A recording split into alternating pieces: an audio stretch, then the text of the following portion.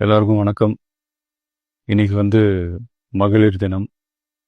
தமிழ்நாடு முழுக்க இருக்கிற என்னுடைய அம்மா, அக்கா, தங்கச்சி, தோழின்னு உங்க அத்தனை பேருக்கும் இந்த தினத்துல வாழ்த்து சொல்லாம இருக்க முடியாது. உங்கள் அனைவருக்கும் என்னுடைய மகளிர் தின வாழ்த்துக்கள். சந்தோஷம் தானே?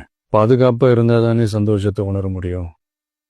அப்படி எந்த பாதுகாப்பும் இல்லாதப்போ, இன்செக்யூரிட்டியா இருக்கிறப்போ எந்த சந்தோஷமும் இருக்காது தானே அப்படின்னு நீங்க நினைக்கிறது எனக்கு புரியுது.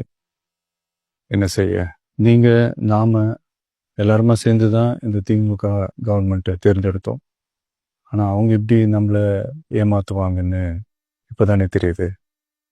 எல்லாமே இங்க மாறக்கூடியது தானே, மாற்றத்துக்கு உரியது தானே. கவலைப்படாதீங்க.